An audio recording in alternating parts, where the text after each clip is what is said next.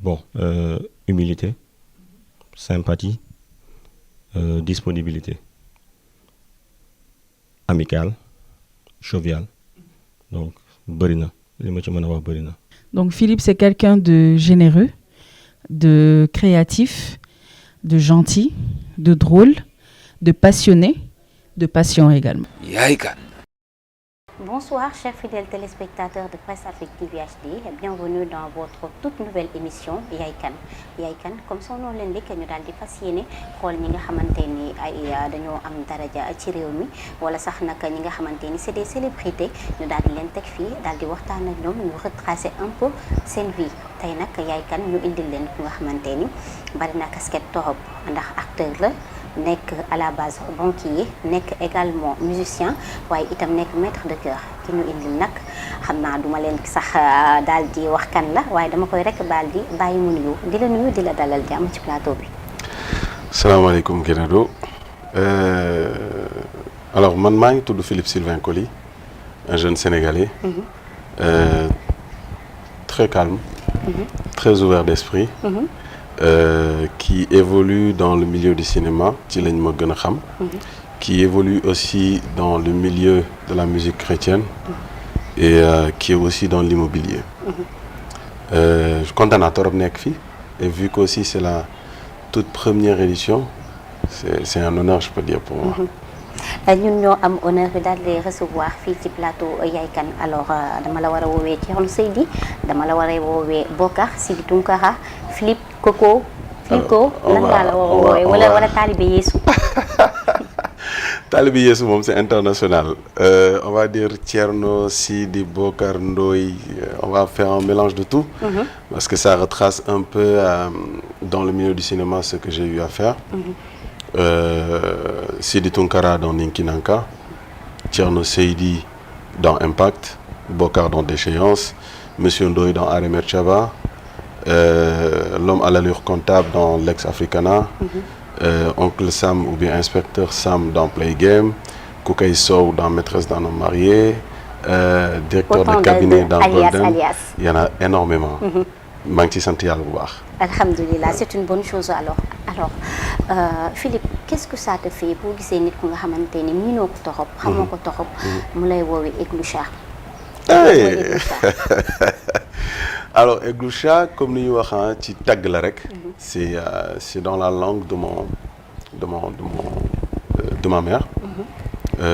Diola donc c'est une manière d'appeler la grandeur du gars quoi le gars qui ose le gars qui peut faire qui ose faire et puis voilà c'est une appellation qui est très intime pour moi parce que c'est très famille et voilà ça veut dire que c'est quelqu'un de ma famille c'est Egloucha c'est quelqu'un vraiment de ma famille léegi ça donne le courage boo koy dégg ah oui tagg la quoi ay bu leen naan Njaay gay na Njaay affaire yooyu tu vois donc ku ma ne aujourd'hui Egloucha c'est quelque chose de très grand très fier c'est une très bonne chose alors ci benn interview ngay wax ni pour le plus souvent dañ lay jaawale ak un étranger nga nekk sénégalais nekk ci sa biir dëkk qu'est-ce que ça te fait nga nekk ci sa biir réew ñu lay jaawale ak ki nga xamante ni dëkku fi mais moi je me dis que c'est une très bonne chose parce que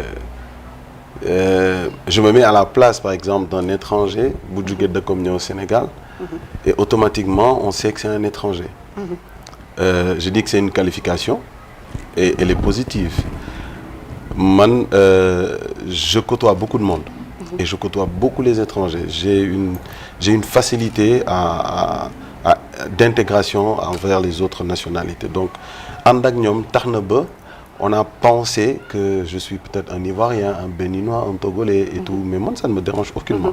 Ça ne me dérange pas, ça veut dire que je suis un bon Africain, je suis un panafricain et c'est quelque chose de bien. Sama kër gi par exemple, dañ doon louer ay studios, ay appartements et il y avait que des étrangers qui ont toujours habité chez nous, que ça soit des Mauritaniens, des Congolaises, des Guinéens, des Bissau-Guinéens, des Gabonais.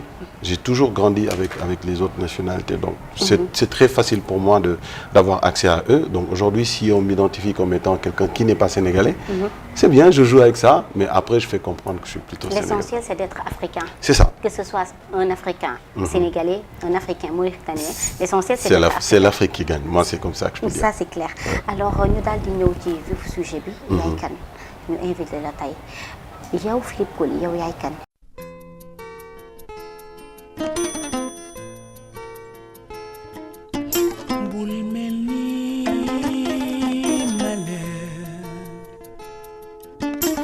dem naa ba seen tund woowu yow doonu loo fal leen te yow doonu loo fil leen ne ma yaay kan. Je suis né au Sénégal, je suis né à Fass de l'Homme. Jusqu'en 95 je suis parti. Terrible nga war a doon. dama xawoon doy waar nag. xale Fass yi dañu nangoo terrible. J'avoue que dama xawoon dëgër bopp waaw dëgëroon naa bopp trop. Moo taxit j'en ai pris des coups des coups que ce soit avec les amis, que ce soit avec ma mère. On m'a bien botté quand j'étais enfant. Donc en 95 on a quitté Fass. J'ai fait mon jardin d'enfants aussi à Saint-Joseph de Médina. Après ça, quand on a déménagé à Liberté 5, c'est là où j'ai fait presque toute ma jeunesse. Vraiment, je dirais même toute ma vie, parce qu'à part Fass, Liberté 5 là, yàgg dëkk. Je connais bien la SICAP. Tous mes amis sont de la SICAP. S'ils ne sont pas de la ville, ils sont de la SICAP. Parce que jàngee naa cathédrale, Saint-Michel. Après Saint-Michel, IPG, là, j'ai fait ma formation comptabilité gestion. Jóge foofu, j'ai fait l'école de la Fosse. Après l'école de la Fosse, j'ai fait UCAO Saint-Michel. Je pense qu'on faisait partie des premières promotions de UCAO Saint-Michel, bi muy door exister. Donc voilà un peu mon cursus. Et je suis issu d'une famille très très courte, je vais dire, où il y avait ma sœur, moi, et ma mère. Donc j'ai grandi avec ma mère la plupart de mon temps. Et j'ai aussi des frères et sœurs du côté de mon papa. Voilà. Côté enfance, qu'est-ce que lan nga xamante ni retenir nga ko bu baax a baax nga retracer ñu sa vie. Carrément en fait. fii lépp loo fi mënti def. boo ko defalul sa bopp. Si tu dois toujours compter sur les gens, tu vas pas t'en sortir. C'est clair. Il faut d'abord commencer à le faire toi-même. Si quelqu'un juge nécessaire de vouloir t'aider, dina la jàppale. Je le dis pourquoi? Parce que bi ma amee sama bac, c'était un peu compliqué ma yeggali sama jàng def yu bëri. Parce que doole eggatuloon fi mu waroon egg. Donc j'ai dû faire la plupart des choses moi-même. Comme fayal sama bopp école. fan nga doon jaar pour mën a fayal sa bopp. liggéeyal sama bopp. ci yan liggéey. Je faisais les travaux journaliers. liggéey naa fi journalier, c'était assez dur, c'était assez compliqué parce que dama newoon sama bopp.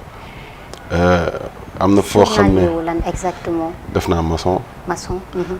mooy manœuvre. def naa menuiserie. à Fass Fass même ouais Gueule Tapée Fass. def naa comment ils appellent ça maçon plâtre. Et ça me permettait au moins d'avoir quelques petits cash. De telle sorte que duma laaj kenn. Et ce qui me suffisait mënoon naa ko amal sama bopp. C'est ça. Certainement mu doonoon lu nga xamante ni xaw na jafe ci jamono ju nga xamante ni yaa ngi doon pallier les études. ak le travail. Comme ni nga ko waxee tout à l'heure peut-être doole yamul woon fenn. Voilà.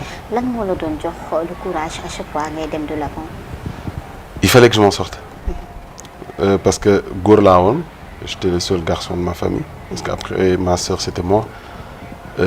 Mooy li ma doon wax sànq. Tu peux pas toujours compter sur les gens. Et il fallait voir un peu le futur.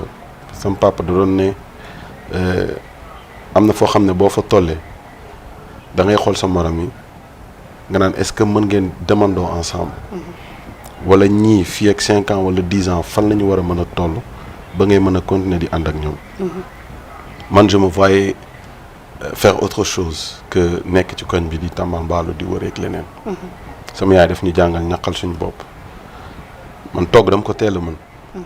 parce que da doon génn bàyyi ñu ci biir kër gi il fallait qu'on se débrouille pour manger parce que mënuloon toggal kër gi yëpp di xëy liggéey di guddee wàcc ainsi de suite donc il fallait qu'on apprenne à le faire tout seul bi ma takkee jabar laa perdre la main mais sinon je savais bien le faire donc du coup faire le mélange entre autres. je pouvais m'appeler homme au foyer hein. Mais tel n'est plus le cas quand même. Oui, parce que muy togg di ménage di tout ce qui est tâches ménagères je savais le faire. Ouais. Aujourd'hui ku wax jeunesse aujourd'hui wax fougue de jeunesse. li nga xamante ni moom la xale yi di dund ku nekk am nga benn partie bu nga xamante ni neex na la trop ci sa jeunesse def nga lu nga xamante ni peut-être mën nañu ne entre parenthèses c'était des bêtises wala li nga xamante ni aujourd'hui da nga ko doon def di ci kontaan. loolu tey lan la tey bu nekkoon am na lu nga xamante ni da ngay retourner. defaat ko ci sa jeunesse te lan lay doon. Je n'aurais fait que de la musique. Je n'aurais fait vraiment que de la musique. Mais c'est parce que dama toll sama benn jamono boo xamante ne je me suis dit soo defee musique kese tey est-ce que di nga ci mun tenir pendant un certain moment. Parce qu'on a remarqué que c'est quelque chose de bien. Tu arrives à satisfaire certains besoins par rapport aux personnes qui t'écoutent. Mais yow sa jëmmu bopp d'ici quelques années où est-ce que tu te vois? Donc c'était assez aléatoire. Et jamono jooju il fallait s'en sortir parce que musique c'était pas quelque chose qui payait forcément. Tout à fait. Donc il fallait faire les deux choses en même temps. Et du coup je pense que l'autre palier a pris le dessus sur la musique. Et j'ai fait descendre la musique pour prendre un peu la vie professionnelle. sànq yaa ngi koy wax nga yaroo Dakar ci diggante Fass Delorme ak fi nga xamante ni moo di Sicap. yan bêtise nga def carrément parce que tout à l'heure maa ngi la koy wax bi ma nee la nekk nga Fass rek donc def nga ay njaaxum parce que man Fass laa dëkkoon. xeex laa gënoon mën. Ah ouais, ça j'étais vraiment bagarreur. Et même ceux qui me connaissent ils sont étonnés de me voir aujourd'hui aussi calme. xeex moom gëmoon naa ne saa yi ma génnoon sama kër balaa maa ñibbi si xeex timis. waaw sama bopp bi yëpp ay bënn la ak ay sàndante xeex laa gënoon man j'étais dama doon déggal samay waa kër. mais j'étais téméraire. moo tax aujourd'hui su ma gisee samay doom ñu def yenn nii damay reetaan. da ngay reetaan du ñàkk ni des fois di nga dem xeex gagné. comme des fois tamit di nga dem xeex ñu gagné la jiital la dugal la ci kër gi. par contre mosuñu mën noggatu nag. Ah oui. Non boobu moom maa ngi ciy sant yàlla bu baax parce que duma ci rus. J'ai un ami que j'ai croisé il y a quelques années on s'est retrouvés et c'était à une soirée dansante mu xool ma ne ma xàmmee nga ma mën na ko d'habitude du may fàtte kanam de. mën naa fàtte tur. mais kanam moom du mu koy fàtte parce qu'on s'est tous les deux métamorphosés on n'était plus les mêmes personnes. mu ne ma xàmmee nga ma ne ko non mu ne ma man la Ibou ma ne ko Ibou may xalaat mu ne mësoon nañ xeex maag yow ba nga dàqee ma suñu biir kër ma dugg sama néegu yaay nga dugg sama néegu yaay ma dugg ci suuf rondalal bi nga fekk ma foofu parce que dama la sànni woon xeer affaire bi def ma flash ñëwaat sama xel. doo bàyyi daal. dañ doon xeex ci biir sànnante xeer yi no xam nga Fass rek koñ ba koñ. sànnante xeer yi ma tourné gis moom sànni na xeer le temps may daw xeer bi dal sama bopp. sama bopp bi nàcc ba tuuru deret ma yegg sama kër sama yaay ci biir pansement bi noonu mu may dóoraale. affaire bi métti sama xol ci même jour bi ma wàcc dama wàcc fekk ci bopp koñ ma daagee ko mu wiiri koñ bi yëpp. dem dugg kii biir këram ma fekk fu njaboot fi mu toogloon yëpp ma daaxee ko mu dugg ci suuf rondal ma fekk fu sànni ko xeer. mais bi ma génnee koñ bi yëpp topp sama ginnaaw. ñaan ma maa toj bopp jàmbur mais c'était après comme je dis ce sont des histoires à raconter ce sont des pages à tourner. mais xeex moom xam naa ne mënoon naa ko moom. waaw ragaluma ko woon de. d'accord Thierno Seydi lan moo la gën a neex ci sa jeunesse. plutôt. bëri na de. bëri na moos parce que li ma gën a neex je veux dire ce sont les mouvements que j'ai fait dans les paroisses. J'étais très engagé comme étant CVAV cœur vaillant âme vaillante j'étais éclaireur. Et j'étais louveteau j'étais enfant de chœur à la cathédrale ce sont des choses yoo xamante ne ça m'a appris à vivre en société ça m'a appris à vivre avec les gens. Ça m'a appris à être assez débrouillard, assez organisé sur beaucoup de plans, beaucoup de choses. Et je pense que c'est quelque chose qu'on qu'on me dit souvent, que je peux être désorganisé, mais quand je choisis d'être organisé, je le fais du début à la fin. Et même dans mon travail, je suis assez organisé. Donc je pense que les mouvements que j'ai faits ont reflété quelque chose en moi qui me plaît toujours. Ah, je suis quelqu'un qui est très accessible, bloqué quand il faut, c'est vrai, mais ça m'a appris vraiment à vivre en société. Tout à fait. Ouais. nga doon nit nga xamante ne aujourd'hui Sénégalais jox nañ la bopp am na jeunes yu lay seetaan. am na jeunesse yu jeunes yu nga xamante ne aujourd'hui amaana def nañ la yow référence. ñuy xool ci yow. di xool ci li nga xamante ne moom ngay dund. aujourd'hui ku wax ni jeunesse rek wax am lu nga xamante ne vivre nga ko mu neex la torop bëgg ci delluwaat parallèlement am na lu nga xamante ne vivre nga ko bëggoo ci dellu si waat. bëggoo ko waxtaanee. bëggoo en fait mu nekk lu sombre ci yow. loolu est-ce que mën nañu xam lan la. Ça porte à réflexion. C'est toujours dans le monde du cinéma, c'est ça? Non, sa vie. C'est ma vie en tant que telle. Oui. Ça porte vraiment à réflexion, ça c'est une question profonde, ça. Je sais que je ne regrette pas mon circuit de ma jeunesse parce que c'était dur comme je dis. Mais génn naa ci quoi. génn naa ci maa ngi ciy sant yàlla bu baax. am naa njaboot am naa jabar am naa ay doom. bëggoon naa am lu ko ëpp nag c'est vrai.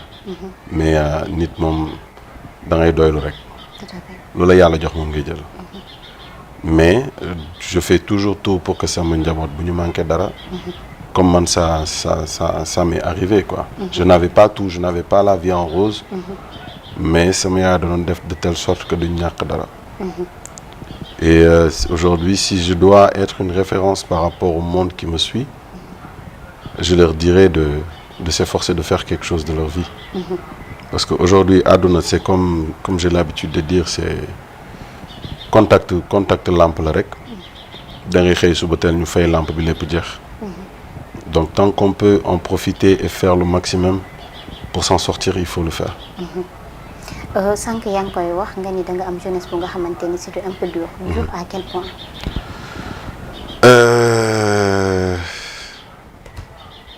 Comme je dis, da ngay xool say morom ñu am yenn yi, toi tu n'arrivais pas à l'avoir.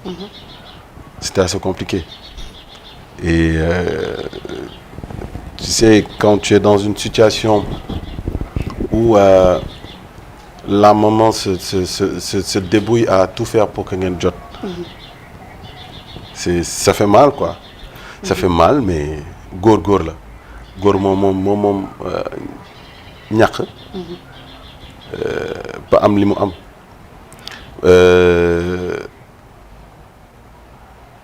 C'est assez profond.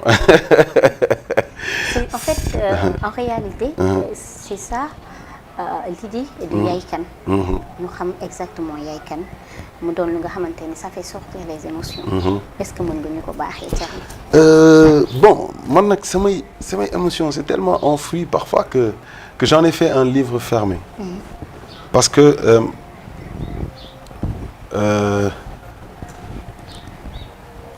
j'ai préféré tourner la page sur cette instance et prendre des leçons de ma vie quoi.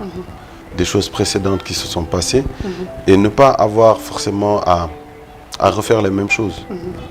Surtout pour sa famille, pour son futur. bëgg naa tey su ma yàlla jëlee ñi nekk sama ginnaaw tey kontaante rek lañ ci am. kontaante rek lañ ci am. Quand j'ai perdu ma mère, c'est là où on se rendait vraiment compte que elle a fait des choses yoo xamante ne même ñun xamuñu ko woon. Justement, c'était la date du 4 février 2023. C'est ça, c'était la date du 4 février. Et j'ai perdu ma mère dans des circonstances où je ne m'y attendais pas. Yàggoon na feebar. Mais elle était encore courageuse quoi. Tu vois. J'étais fi may liggéey, on était parti pour un week-end. Mais avant may dem, man personnellement, je m'étais décidé à ne pas y aller. Parce que waaw. Parce que je m'étais dit que bon, vu que feebar na bàyyil ma toog def li may def ma nekk ak moom et tout. Mais la veille je suis venu la voir et tout, elle était pas bien. Mais amoon naa ci yaakaar quoi, parce que c'était une femme très forte. Vendredi bi sama sœur sax moo ma ne écoute mën nga dem, je pense qu'elle va aller mieux. Donc c'est elle qui m'a donné le courage de partir. Mais ñaanoon naa yàlla bu dara di xew na ma may week-end bu jeexee ma mën a fekkee li ma war a fekkee. Mais nit moom il faut avoir juste la foi, parce que la Bible dit que la foi déplace des montagnes, les hommes le disent aussi. Mais quand tu as la foi, tu peux traverser des situations extraordinaires. Tout à fait. Vendredi bi laa egg ci week-end bi, le week-end s'est bien passé jusqu'au vendredi soir. sama sœur ne ma yaay booy de nii la demee. dafa mel ni elles se sont pas trop bien et tout. mais ñu ngi koy yóbbu ma ne ko kon bàyyil ma quitter mu ne ma non toogal dañ koy yóbbu hôpital, on va voir ce qui se passe et tout. mais il est fatigué quoi. ma ne ko d'accord, amul benn problème. après vendredi bi yëpp sama xel bi ci la nekkoon ñu génn ci dem ci samedi. ñu ne ma bon situation bi ça c'est un peu compliqué et tout. Jusqu'à présent j'avais envie de quitter, mais sama yaay daf ñu jàngal dara boo engagé wu ci leen. sa kàddu respecté ko. parce que nit kàddoom rek la am. Donc je m'étais déjà engagé à être le maître de cérémonie de la soirée.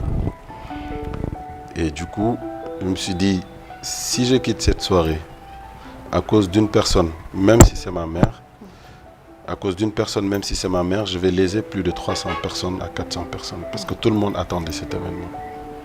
Je me suis dit, fais-le. Et après, bon, le lendemain, je quitte dem. Bon, tranquillement, jusqu'au samedi soir, à l'heure de l'événement. Voilà, nous avons 30 minutes à 45 minutes. Ça me sert au moment, on dit, bon, c'est une bonne définition. On est d'accord. Mais, si je suis non, ça m'a été que ça. Tout à fait. Et je pense que c'était le moment le plus dur de toute ma vie. Tu sais, on dit perdre un proche, c'est difficile. Perdre son père, c'est encore difficile. Mais quand tu perds ta mère, c'est toute une moitié de toi qui s'en va. Tout à fait. Et ce jour-là, je l'ai ressenti. Donc, faut amul góor nga yeeg jàmbaar nga yeeg li si des yëpp, l'émotion qui sort de toi, tu l'exprimes et tu l'exprimes. Ma delluwaat sama chambre, je me suis douché, je me suis habillé. Ma ñëwaat, j'ai fait la soirée normalement. Sans pleurer. Si. J'ai pleuré avant. D'accord. Mais au moment de la soirée, j'ai fait ce qu'il fallait faire parce qu'il fallait que je le fasse. Il n'y avait qu'un seul de mes amis et collègues qui était au courant. Je le salue en passant, Babacar Key. Parce que nous avons été à un moment, j'avais un coup de perte là, type soirée. Donc, il fallait que j'en parle à quelqu'un. C'est là que je suis dafa sawar tellement mu ne ma soo bëggee léegi ma taal sama oto ñu dellu ma ne ko bàyyil ma pare soirée bi. Et puis j'ai fait la soirée sans que personne ne se doute de rien. Et le dimanche matin je suis parti. Mais je ne le souhaite à personne. ñaan naa daal nit ku ci ñaax kenn koo xamante ne bëgg nga ko sa biir xol. parce que ma laa yaay na nekk dans des conditions les plus chaleureuses, les plus proches possibles. Parce que dund naa ko, xam naa lu muy saf, te ñaanuma kenn dund ko. Justement, comment tu as vécu ça instant yi nga xamante ni leer la ni aujourd'hui teg nañu mère bi. fi mu nekk nii jeex na c'est fini. fi mu nekk nii jébal ko borom rek. moo ci des. C'est une émotion forte, c'est indescriptible. yaay lépp la c'est une émotion hyper forte. loolu mënuma la ko je peux pas le décrire d'une certaine manière, mais ça a énormément changé ma vie, ça a beaucoup impacté ma vie. Ça a beaucoup impacté ma vie. Je suis devenu un peu plus sentimental. J'ai compris beaucoup de choses. Même envers mes enfants, je suis devenu un peu plus dur envers moi-même. Am na yoo xamante ni léegi du ma ko caaxaane du ma ko foyee du ma ko may sam bopp. nit la nag on commet tous des erreurs, mais on doit faire de telle sorte que les choses de la vie nous apprennent toujours. Donc jàng naa ci lu bëri bëri bëri bëri. Et ça m'a transformé quoi. Aujourd'hui ban lekk la la sa yaay bàyyil ba nga xamante ni à chaque fois boo koy gis da ngay kontaan wala boo ciy xalaataat da ngay wax que ni am naa fierté. am maman bu mel nii. Le cœur. Le cœur. Moi j'ai le cœur de ma mère. xol bu rafet. loolu xam naa ko ci man soxloolu sax ñu ma koy tàgg wala quoi que ce soit parce que ma mère était une personne moom laa doon wax sànq ma ne jour dëjëm la ñu xamoon kan mooy sama yaay. Parce que les témoignages qu'on a entendus ñun mi ay doomam sax on était vraiment choqués. ma di kon suñu yaay jot na fi def lii ma gis ci sama bopp. jaraloon na ko mu fàtte boppam pour defaral nit. et c'est ce que je disais à l'entame ma ne fii moom boo toogee di xaar rek kenn du la defaral. Tout à fait. ba bés nit toog gis ne war na la mën jàppale mu jàppale la. sama yaay elle a guéri des personnes qui ne pensaient même plus avoir espoir à vivre ou quoi que ce soit dañ saalitoon. Psychologiquement ils ne voulaient plus marcher bëggatuñu woon def dara bëggatuñu woon lekk bëggatuñu woon naan. da doon xëy mu toggal leen dem ci kër gi waxtaan ak ñoom def benn thérapie psychologique ba nit ki aujourd'hui est sur ses deux pieds nit ki aujourd'hui il est dans un autre état. Donc man loolu xamal naa ko sama bopp ba après dañ ma koy reprocher quoi on me dit tu penses trop aux autres à des moments pense à toi-même. Parce que man népp nu ma mën jàppalee doomu aadama dinaa ko def parce que toll naa foo xamante ne kenn jàppale wu. Donc su ma mënee toog tey ba jàppale nit ba ma gis ne kii bëgg na dama koy jàppale. su ma yoroon benn 10 000 francs ma xam ne yow Guédado soxla nga 5 000 francs dama lay jox 9 000 francs yi ma dese 1 000 francs. Parce que 5 000 francs yi leer na ma ne du moom rek nga soxla nga lu ko ëpp. Tout à fait. noonu laa mel. Donc le legs que j'ai pris de ma mère c'est le cœur. Ma mère avait un grand cœur. Et yàlla na ma yàlla sutural ba may mën di jàppale ñeneen ñi.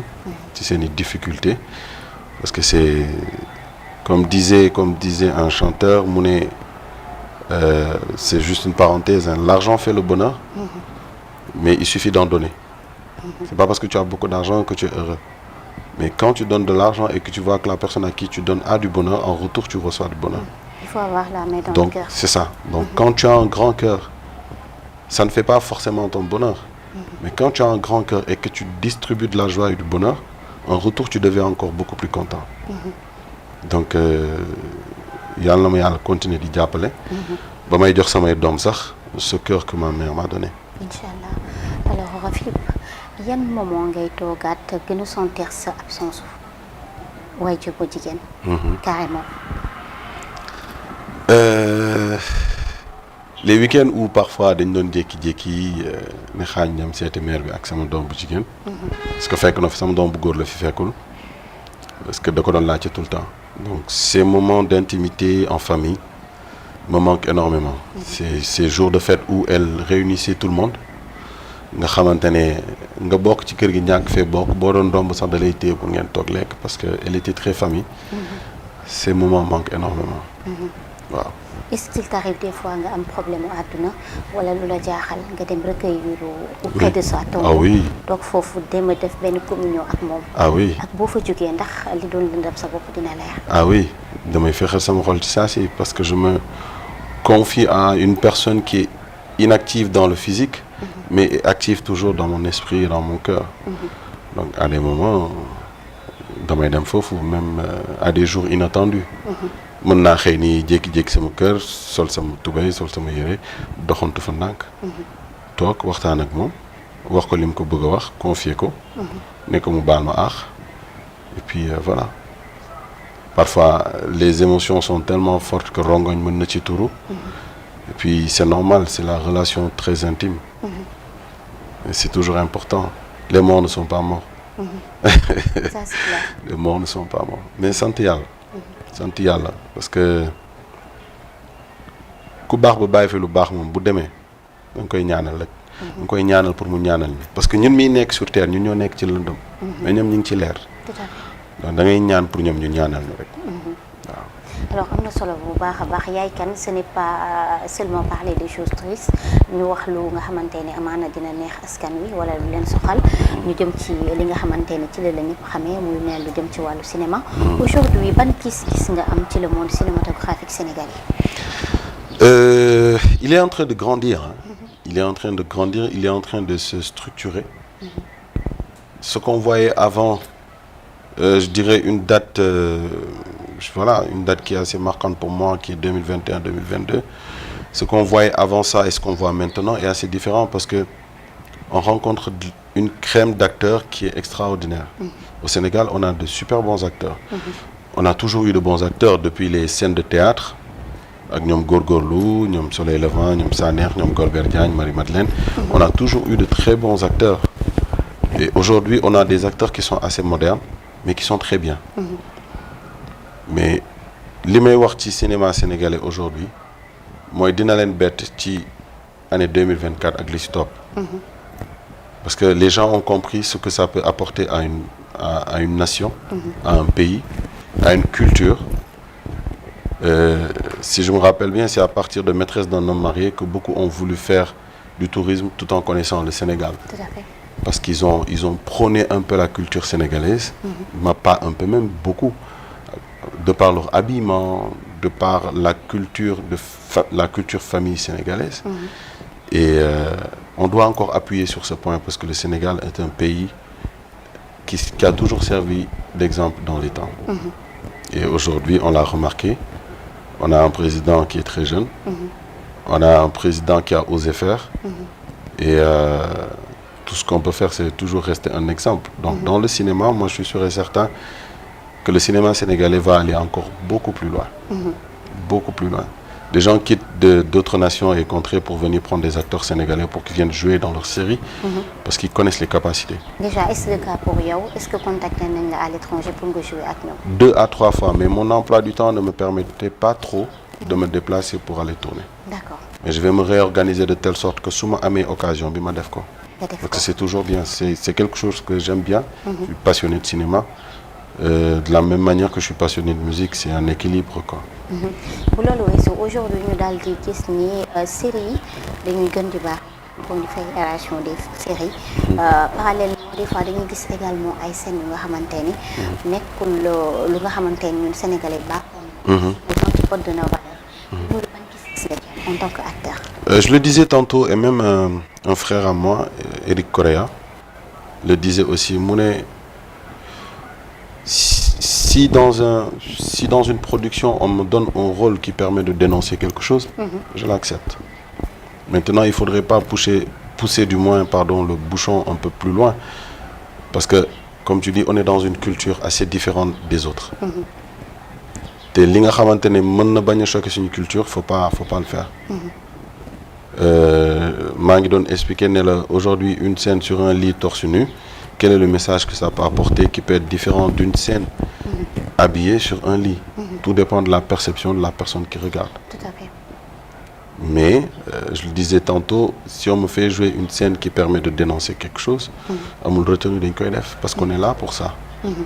Le cinéma, c'est de la fiction certes, mais dans d'autres parties, ça dénonce, ça réclame, ça éduque, ça fait apprendre, ça dépeint apprend. les réalités. Exactement. Et aujourd'hui, le cinéma sénégalais surtout est fait à l'image de ce qu'on vit, à l'image de certaines cultures sénégalaises.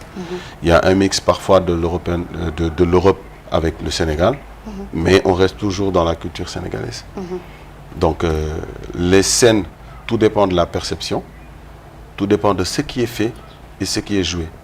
Je ne prône pas, non, mais je dis il faut tout le temps voir le fond de la chose. Après, il y a des productions qui font pas dans le contenu, mais plutôt dans le contenant. C'est plutôt la forme. La forme, c'est clair. C'est plutôt la forme. Ne li rafet, ne li bar, ne li voilà. Mais le message, le message en tant que tel, il faut que ça se fasse entendre. Si on veut entendre qu'est-ce que veut véhiculer cette série, qu'est-ce que veut véhiculer cet épisode, qu'est-ce que veut véhiculer cette séquence, cette personne en tant que telle, le personnage, qu'est-ce qu'il veut véhiculer, qu'est-ce qu'il veut dénoncer. c'est pas faire des séries juste pour faire des séries, c'est pas faire un film juste pour faire un film. Mais c'est quoi le message en tant que tel? Donc il faudrait peut-être qu'on s'accentue beaucoup plus sur le message que sur la forme. Justement ñu accentué wu ci message bi que ci forme bi mu mel ne aujourd'hui bari na Sénégalais yu nga xamante ni ils peuvent pas distinguer la personne ak le personnage. yow tey yow mi nga xamante ni yaay acteur Philippe en tant que personne sax nag peut-être des fois doo sax mën a distinguer yow ci sa bopp acteur ak la personne du Philippe personnage. naka ngay defee pour daal di def distinction ci ñaar yooyu noonu. C'est un travail sur soi, hein. C'est man bi may commencé cinéma, j'avais jamais fait d'apprentissage cinématographique ou de théâtre ou quoi que ce soit. J'avais juste fait de la musique et j'ai commencé par des doublages de voix. Donc à force de faire des doublages de voix, j'avais certains réflexes sur des jeux d'acteurs, voilà. Parce que quand tu fais des doublages, c'est comme si tu étais sur scène. C'est comme si tu étais à la place de l'acteur pour qui tu fais le doublage. Et après, c'est là où on m'a proposé, mais est-ce que ça t'intéresserait de faire du cinéma? J'ai dit, mais pourquoi pas?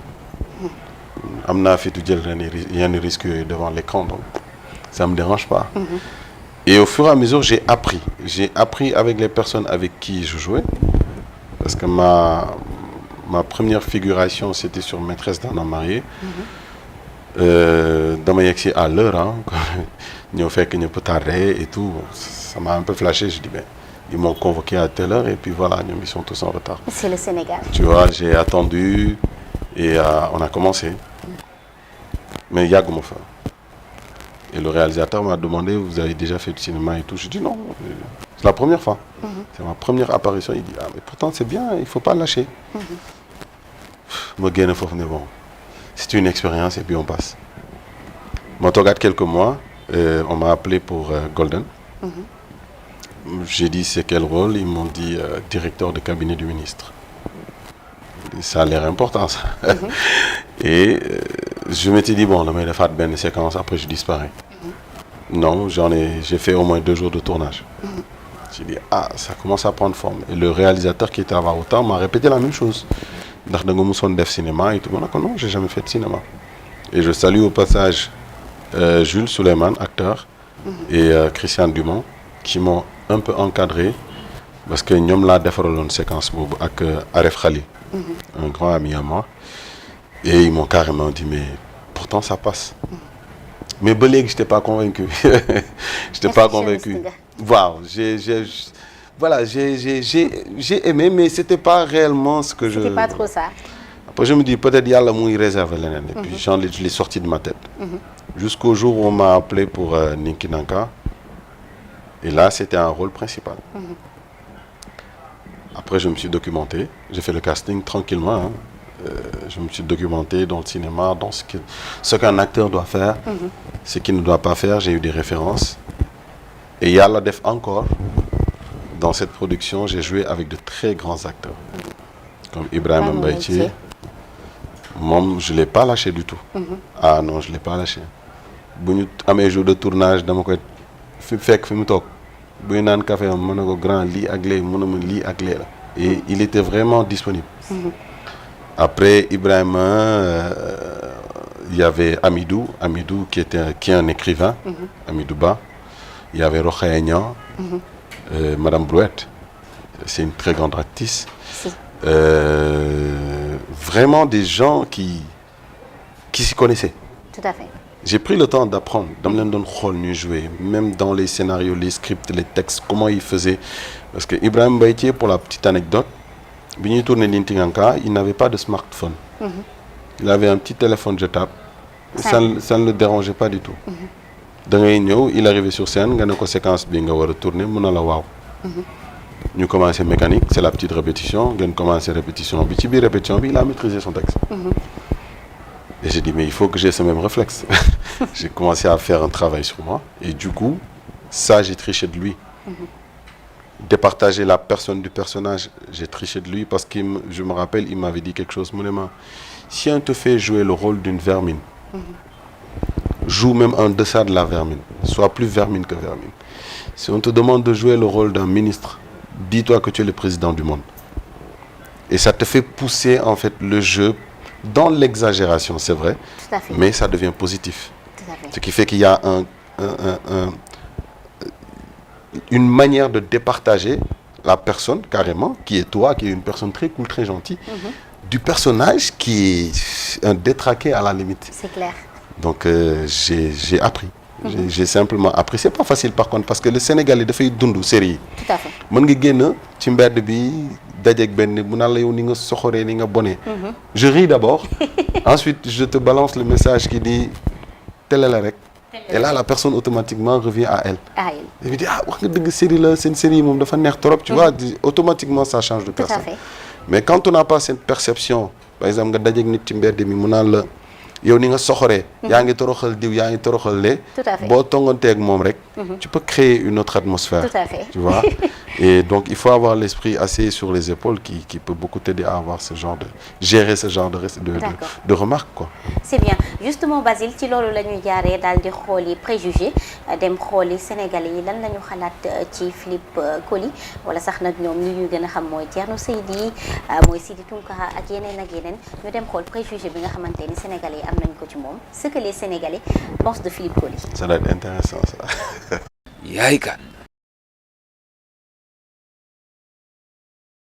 man ci loolu dañu nank laa ko ñu koy suivre parce que foofu dama gisoon ne nekk na personnage boo xam ne il était ambitieux et tout mais dama gisoon ne tam amoon na tamit ci moom benn comme si que nañu ne le cœur noir et tout ak yooyu noonu fa laa ko ñu koy woon suivre mais je trouve que il sait bien faire les choses parce que personnage bu baax la façon man li ma gis ci moom te tamit gis naa ko ci déchéance tamit waaw foofu noonu tamit personnage bu ma neexoon la foofu ak kii tamit impact tamit voilà impact bandi la fa woon. te tamit je trouvais que tamit il était ambitieux tamit foofu noonu bëggoon récupérer entreprise boo xam ne parce que du moment où que famille yom waaw ak maire bi dañoo amoon ay antécédents ak yooyu noonu mais je trouvais que tamit c'était son choix de faire loolu noonu mais tamit à la fin mu jiwul kii am lu ko neex. Vraiment nit ku am caractère la man boog loolu laa gis par rapport à ses postes et aussi nit ku jovial la il a aussi am na tamit benn affinité peut-être am na vie sociale comme ni ñu koy waxee. expérience bi ngay wax ñun dañu jàpp ni que peut-être que moom infiltré la bu ñoom monsieur Diop et que ñoom monsieur Diop lay jàppale il ne nous inspire pas daal confiance mën nañu wax. wax si moom professionnel la ndaxte impact dama ko see ba ñëwoon bëgguma ko si ma ne kii est-ce que melul nii naturel mais ba ma seetaanee déséance xam naa ne personne ak personnage du benn ndaxte déséance moom il est doux te en plus day xeex injustice ak ñeneen ñi lu ñuy def yooyu noonu foofu moom si laa ko si dama ne kii moom c'est impact amul lu ñuy wax moom impact waaw professionnel la trop sax macha allah. Je veux dire que c'est un bon acteur parce que li muy joué je sais pas ndax genre noonu la mel dans la vraie vie. Mais il est franche si li muy joué en fait en plus kii la mën na rôle am daal. yaay kan. mu ngoog alors Philippe. Oui. C'est ce que les Sénégalais pensent de toi. Aujourd'hui nga gis micro-trottoir bi ñu def Sénégalais yi daal di wax seen kàddu. li ñuy xalaat ci yow qu'est-ce que ça te fait. Ah mais ça fait plaisir.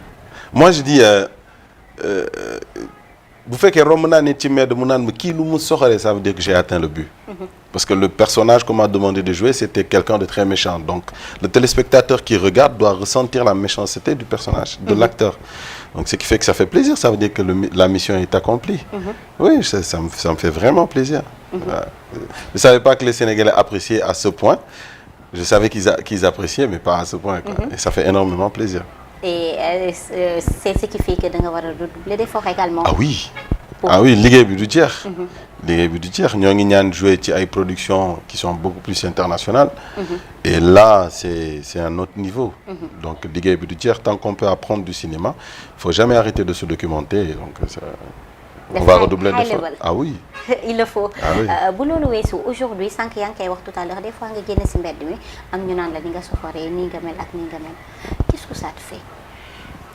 Bon moi ça me fait pas grand-chose hein, parce que xam naa ne mel mu noonu. Ça c'est une perception personnelle. Peut-être devant les autres ça peut faire un peu bizarre. Ceux qui me connaissent et d'habitude ceux qui me connaissent me défendent tout le temps kii melul nii de pourtant. kii ku baax la. Ça j'ai entendu ça maintes fois. da ngay gis ku nekk bureau naan waaye sama collègue de dañ doon waxtaan ci série bi mu naan da ngaa bon bu la jàppee ci mbedd beeg yooyu mën na ko woo ma. Et la personne m'appelle en appel vidéo ma waxtaan ak nit ki. Et en fin de discussion la personne me dit yow de ute nga ak li ñuy gis ci télé bi. Tout à fait. Il faut que les gens puissent juste comprendre que c'est du cinéma. C'est du cinéma. Et du cinéma c'est la fiction. c'est la fiction benn buubu la booy sol après boo ci pare nga ci. simmi nga ko lem ko nga bàyyi ko waa production bi. boo ñëwaatee nga solaat ko.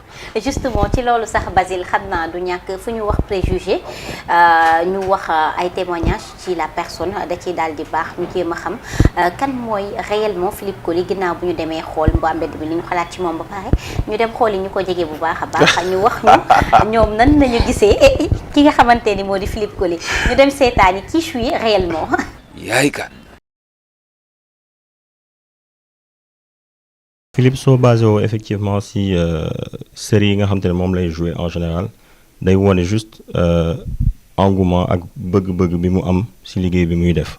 li mu gën a bëgg maanaam lekk la le fait que Philippe dafa bëgg nelaw gaaw a nelaw soxlawul lu ko jaaxal soxlawul lu ko neex fi mu wéeru lay wéeru nelaw na fa. dañ demoon benn magasin une fois fekk na muy soog a tourné def tournage bi et bon boobu sa ñaari séquence moo fa xew daanaka benn bi c'était benn femme bu ànd ak doomam et donc bi mu gisee ku si nekk mu ngi douter parce que en général il est assez discret bëggul di dem si ay milieu di wane boppam donc mu dugg ñu ànd on était allé prendre quelques petites choses pour mën a ànd ñu ñaar donc une petite fille mu xàmmee ko fekk mu ànd ak yaayam mu ne yaay ji mais kii du Thierno Seydi yaa ji ne ko ban Thierno Seydi da ngaa mën a gis Thierno Seydi fii bu ree sëgg doom ñu ne ko mais si kii Thierno Seydi la yaa ji ki ne ko ban Thierno Seydi bu soxor boobu waaye kii du moom waaye donc mu sëgg def nii ne ko effectivement si man la. Philippe en fait il est resté le même malgré toutes ces années il est resté le même que j'ai connu toute jeune et que je connais encore aujourd'hui le même avec la même passion dans tout ce qu'il fait. La même énergie dans tout ce qu'il fait. Il n'a pas du tout changé. Il est resté le même, juste avec, on va dire, plus de maturité. Sa créativité et, on va dire, sa présence. Quand tu as besoin de Philippe, il est là. Philippe, quand tu le mets dans une situation, même s'il ne sait pas où il va mettre les pieds, sa créativité est le premier. Philippe, on lui a donné une fois des partitions ou en tout cas un chant à faire. Il ne connaissait pas les paroles. Il ne connaissait rien. C'est-à-dire, il a juste entendu le rythme. Il a créé des paroles tout de suite. yaay kan. alors Philippe yaa def lii lépp. j'en ris parce que ils m'ont tous les deux vendu quoi waaw man la de man damaa ko def dama dëgër fit rek et ça moom laa doon wax sànq ça m'a beaucoup aidé dans ma vie mu dëgër fit ci yenn situation yi dès que tu es dans le bain il faut nager. D'ailleurs en passant c'est comme ça que j'ai appris à nager. dañoo di yéeg ci biir gaal gi jékki-jékki gaay këpp gaal gi. C'était à Ziguinchor il fallait nager pour s'en sortir donc. Ça reflète sur beaucoup de choses boo mënul fay bu ñu gars yi xamee ne naan nga ndox ñaari yoon ñetti yoon ñu ñoo jàppale la nga génn. Ah ouais. Donc du coup j'ai appris à vivre comme ça dès qu'on te jette dans une situation il faut que tu t'en sortes. Il faut que tu t'en sortes parce que boo ci génnulee mais tu peux pénaliser plusieurs personnes li muy wax noonu par exemple dans le champ. Ça je me rappelle tellement dama ñëw mais lépp réer. Moi, dès que le chant a démarré, j'ai mis ce que j'avais à mettre et personne ne s'en est rendu compte à part les choristes avec qui j'étais. Et ça a sauvé la chorale parce que j'étais la personne qui était disponible à le faire, mais la personne qui était disponible à le faire ne maîtrisait pas. Il fallait faire quelque chose. Ça c'est clair. Pour leurrer le public, mais aussi pour sauver le groupe. C'est clair. Et c'est ce que j'ai fait. Mais man fi ma gën a marqué mooy toog ci musique di nelaw. Ah non, moi et le sommeil c'est autre chose. Man mën nañ dem soirée dem boîte 3 heures du matin ma ne sama gars yi maa ngi ñëw boobu maa ngi toog sur place il suffit ma sëgg nelaw su ma nelawee 15-20 minutes après bu ñu jugee ñoom ñëpp maa ngi di gunge. J'ai un sommeil très rapide. Très très très rapide. Donc mën naa toog fii sax il suffit ma teg sama bopp bi ma nelaw. Mais c'est normal j'ai une manière de récupérer en moi qui m'avantage beaucoup quoi. Soo nelawee boo yeewoo dabe ñëwaat ci discussion bi maa leen di gën a nekk en forme sax même dans la production entre 2 ou 3 séquences mën naa ut benn rukk nelaw 20 minutes 30 minutes su ma yeewu damay yeewu gis ñëpp tas mais moi je suis requinqué et puis voilà quoi. C'est ma manière de récupérer. Et léegi qu'est-ce que ça t'a fait nga gis témoignage yi nga xamante ne Flora def na ko ak Fulbert de passage ma leen di remercier bu baax a baax ci témoignage yi nga xamante ne def nañ ko ak li nga xamante ne lu baaxee wax nañ ma ko ci Philippe. Flora c'est ma sœur on se connaît depuis des années. Je l'ai connu à la chorale ISM, parce que j'ai aidé la chorale ISM autant. Et de fil en aiguille, on a tissé certains liens, on s'est rapprochés. Elle est vraiment devenue ma sœur. Donc, Flora, c'est une personne qui me connaît très bien. Fulbert aussi, je l'ai connu après Flora. Et ensuite, il est venu dans le groupe Gospel. C'est là où aussi il a rencontré Flora et ils sont devenus mari et femme. Donc, le mari de ma sœur, forcément, c'est mon frère. Donc, ce sont des gens qui me connaissent très bien. Fulbert, on est dans beaucoup de business, on se connaît bien. On se connaît bien, on se respecte bien. Et il y a une certaine franchise et une certaine amitié qui existe entre nous qui fait que voilà. Flora Minguis, quand elle doit me dire les choses, elle me le dit. Elle passe pas par 4 chemins. Quand j'ai envie de lui dire quelque chose aussi, je lui dis. Et puis voilà, c'est des personnes assez confidentes pour moi. Justement, mon Flora Nena, les seules fois où je Philippe, mon mère, c'est parce que il y a quelque chose qui est fou. Souvent, lolo mo lay merlo. Lan mo waral lolo. Tu es vraiment franc wala dafa don lu nga xamanteni aujourd'hui beaucoup de tricherie. Je peux accepter beaucoup de choses, mais on ne triche pas dans le travail qu'on fait. Et ça, j'ai l'habitude de le dire à mes choristes. Mën nga nax public bi peut-être pour un instant, mais à la longue, ça va te suivre. Tout à fait. Voilà, donc, sur le tas, il ne faudrait pas tricher. Moi, j'ai appris à le faire. Bon, c'est tricher, mais positivement, parce que quand je le fais, c'est pour aider le groupe. Mais su ma demee ba ñoom ñëpp xam nañ ko sax musuma mère. ñu bëri je veux dire gisuñu ma mère quoi. Mais su ma demee ba mère, franchement c'est parce que c'est quelque chose qui n'est pas trop clair dans ma tête. Et là ça me met dans une situation où voilà, su ma mère ça je disparais. Mais bon, mais tu sais te contenir quand même. Grave. Moi dès que je m'énerve je disparais. Parce que je veux pas que les esprits de ma jeunesse ressortent. Donc je préfère rester calme, consommer, peser le pour et le contre et puis voilà, trancher après quoi. Je peux avoir le bâton comme je peux avoir aussi la carotte quoi. C'est une très bonne chose alors. J'ai appris à manager un groupe de jeunes, ce qui est très difficile donc ça m'a beaucoup aidé. D'accord. Il faut se substituer pour que ku ñëw rek nga mëna am no andi moom. Ouais. Il le faut quand même. Il faut savoir matcher avec plusieurs caractères quand tu es manager. C'est pas évident, mais il faut apprendre à le faire. C'est clair. Alors, nous avons une partie qui est partie qui est intéressante. Voilà, voilà, mani, man mo me gëna neex déjà. Ah, demal kon. Muy di kick au tac. Tu n'as que 5 secondes pour répondre.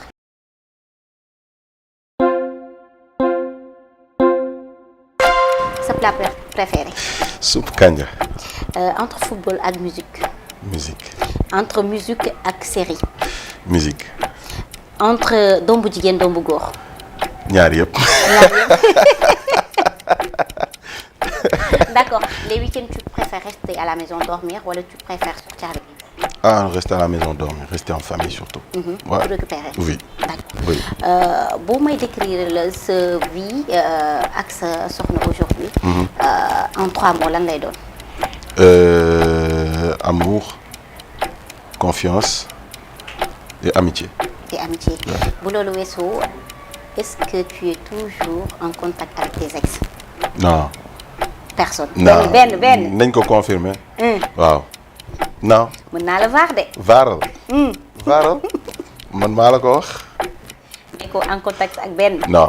D'accord. Non. Boulolo Wesso, aujourd'hui, Philippe, lan nga jàppee mooy bonheur? Je l'avais dit tantôt, le bonheur c'est pouvoir distribuer ce qu'on a comme bonheur et en recevoir en retour. C'est ça le bonheur. Dans ma vie actuelle, le bonheur, ce sont mes enfants. D'accord. Ta vie d'aujourd'hui avec la jeunesse? Largement ma vie d'aujourd'hui. La vie d'aujourd'hui. Ouais. Ça c'est clair. Ouais. Il y a plus de responsabilités, Oui. Il y a plus de maturité. Ah oui, les responsabilités sont des points essentiels pour être mature et responsable. C'est parce que tu as un travail que tu apprends à être mature. C'est parce que tu as des charges que tu apprends à être mature. C'est parce que tu as une famille, des enfants, une épouse, que tu arrives à être responsable. Tu ne fais plus ce que tu pouvais faire avant. Tu ne dois plus faire ce qui était permis de faire avant. Et puis voilà. Ouais. bu loolu weesoo Philippe sànq yaa ngi wax ni sa plat préféré suppu kànja la. Ah ouais. am na beneen plat bu ñu ma wax de poulet caramel si je ne m'abuse côté yooyu. boobu dafa graaw boobu sax duñ koy tàmm di wax parce que bëgguñu nit yi xam ko. Ah ouais, poulet au caramel sama soxna moo koy togg elle est métissée vietnamienne et béninoise et sénégalaise en même temps, donc elle fait des plats extraordinaires. Elle fait des plats extraordinaires. C'est une bonne cuisinière. Poulet au caramel. Ah oui, extraordinaire. Une très bonne cuisinière. Man nag yàlla daf ma suturaal sama àdduna yëpp je suis tombé que sur de bonnes cuisinières. waaw parce que da nga bëgg lekk comme on l'a dit. waaw dama fonk lekk. Je ne grignote pas mais instant repas dama ko respecté. D'accord. Man su ma reeru laan nii ba tëdd damay ñàkk tooy xepp. da ngay feebar. waaw parce que sama yaram jëlul li mu war a jël noonu laa mel.